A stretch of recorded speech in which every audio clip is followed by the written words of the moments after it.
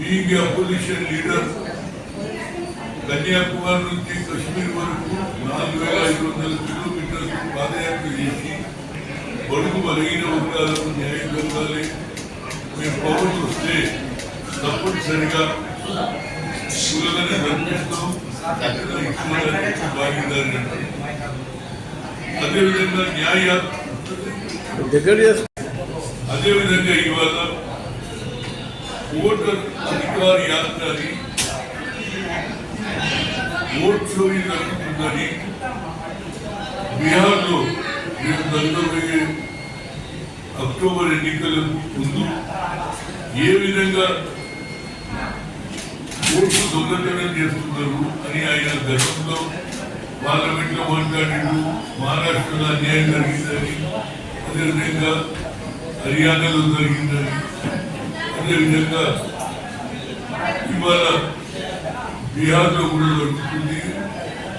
65 లక్షల ఓట్లు ఒరిజినల్ ఓట్లు తీసేసి డూప్లికేట్ ఓట్లు చేసిందని ఎలక్షన్ కమిషన్ చెప్పినా ఇప్పటి వరకు ఎలాంటి ఆలోచన లేదు.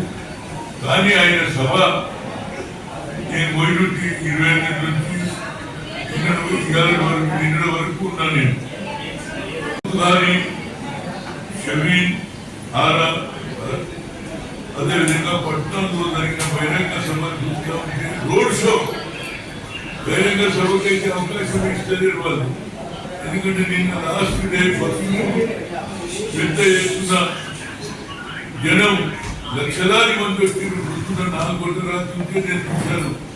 జనం వస్తూ ఉన్నారు గ్రామాల నుంచి. మా ఓటు హక్కును ఎందుకు కాలనా చేస్తున్నారని ప్రజల్లో మార్పు వచ్చింది. రాహుల్ గాంధీ సభ అటు ఇది లాలూ ప్రసాద్ యాదవ్ పార్టీ కానీ అదేవిధంగా మిగతా పార్టీలందరూ కూడా మద్దతుతో ఆయన ఏదైతే రోడ్ షో చేసిందో లక్షలాది మంది వచ్చిందో దీన్ని బట్టి తెలుస్తుంది ఏంటంటే వచ్చే ఎన్నికల్లో తప్పనిసరిగా ఇండియా కూటమికి విజయం జరుగుతుంది అనేది నా ఉద్దేశం. ఎందుకంటే ప్రజలలో మార్పు కనిపిస్తుంది. నితీష్ కుమార్ కూడా ఇప్పటికి 20 ఏళ్ళ నుంచి ఉన్నాడు ముఖ్యమంత్రి.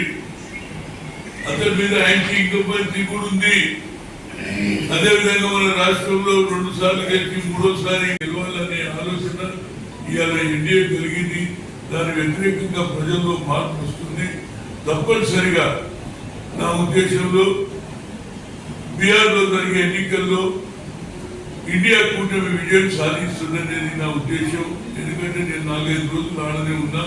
కామన్ పీపుల్ తోటి కూడా కలిశాను, ఓటర్లో కలిశాను, పార్టీలో కలిశాను, ఊళ్ళో కూడా కలిశాను.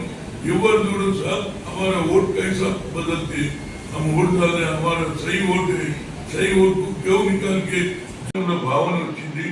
తప్పనిసరిగా బీహార్లో వచ్చే ఎన్నికల్లో ఇండియా కూటమి గెలుస్తుందనేది నా ఉద్దేశం.